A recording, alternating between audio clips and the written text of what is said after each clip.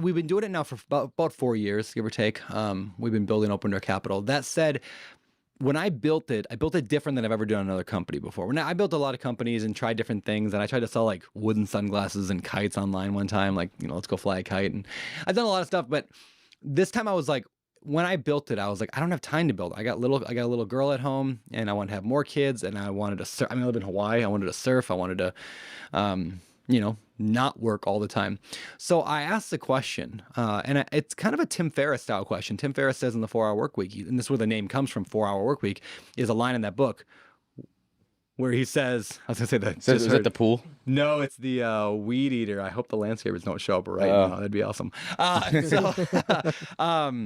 He says, if you had a gun to your head, or a doctor came to you and said, hey, you will die if you work more than 4 hours in a week, what would you do? How would you build your business? And I took that approach, and I'm like, well, what if I built Open Door Capital? I mean, didn't even have a name for it at the time. What if I built a commercial real estate company, which is like a machine, right? Every great business is just a machine. It's little parts that move in and out and interact with each other to produce a result. That's what all business is. So I said, well, what if I built a machine from the outside in and not from the inside up? Everybody builds businesses from the inside up, meaning you start at the bottom, you're doing everything, you're assistant, janitor, CEO, everything. And then you start there at basically the bottom, and then you slowly infill below you.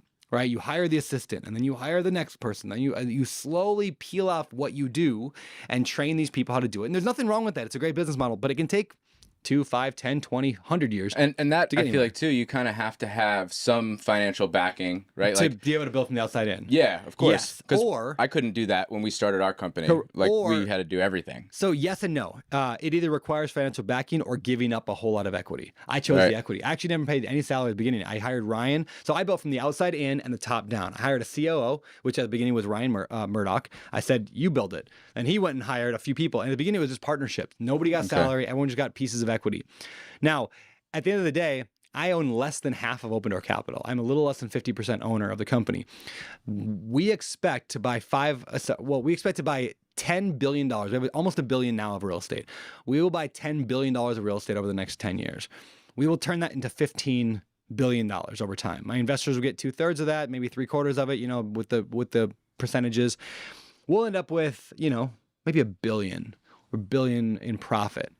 Maybe $2 billion in profit. Between three of you. And there's a few more that have equity now. But basically, I own a little less than half of that, which means if we made $2 billion in profit over the next 10, 15 years. You're doing okay. We're doing okay. But I gave away it cost me $1 billion because I didn't want to pay salaries at the beginning, right? And I have no regret, but it's just an interesting thing. But you were able to build it quickly. But I was able to build it quickly, and I don't think I would have done it without that. When you give people equity and you give people a say and you make them founders or co-founders or leaders, they will, like, the loyalty that it breeds is incredible. Yeah, that's a good point. And they decide to work harder. They will work harder because it's the same as commission almost, right? Is, like my project managers, we were trying to pay salary and it didn't work. Like they weren't good at that. And then we gave them commissions, heavy profits on the jobs that we're doing. And now it's running like a smooth machine because they are motivated. They're working late if they need to because it's their money. That's what they're doing. So yeah. And that makes sense. We met somebody, we do an annual boys trip. This kind of turned into that boys trip. Last year was in Costa Rica, and my business partner and I were talking to this guy and his wife, and he was a roofer in Florida, and he was just living in Costa Rica, and he owned a roofing company. We're like, now Tyler and I at the time are like working 14-hour days, doing our construction company or property management, buying houses, doing all this stuff. And he was like, oh, well, I just gave up 50% equity of the company, and now I live here at this hotel. And this is where I live. This is my life. And he's like, I gave up half the money, but I literally live here. Yeah, who cares? And I don't do anything. Yeah, who cares? So we're like, that's, it's on our list. Like, we got to find some way to get out of that rat race and separate ourselves from the operations. But then in those situations, when you give equity, how do you keep accountability on those people? Yeah, a couple things. One, I mean, like we operate on the system EOS. I mentioned that earlier, right? It's from the book Traction by Gino Wickman. It's just a system, and when I say system, it's like a series of checklist processes, ways of doing business, ways of establishing goals. It's like, in fact, a lot of the Better Life Tribe, which you're in, the Better Life Tribe was really heavily influenced from how well EOS worked in our business. Because EOS starts with, okay, what's your vision for 7 to 10 years down the road? $10 billion of real estate owned. That's what we're going to do. Then what's your 3-year picture look like for that? What does your 1-year 3-year goal for your company? What are your quarterly, they call them rocks? What are your weekly actions that you have to do? And then you have a meeting every single week where you report on them. That structure makes it so that I'm not managing anybody. Walker's not managing anybody. Ryan's not managing anybody. People are managing themselves through a system.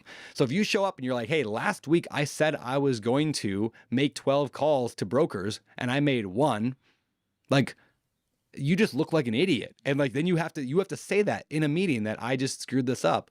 And now you're going to do better next week. And you're going to say, okay, but I'm going to make up for it this week. So it's like self-regulating because of the system. So either you have to manage employees or you have to have a system manage employees, but employees have to be managed. It's just you choose how you want to do it. And I would much rather not have to yell at people. I'd rather have them feel stupid and then do a good job next time.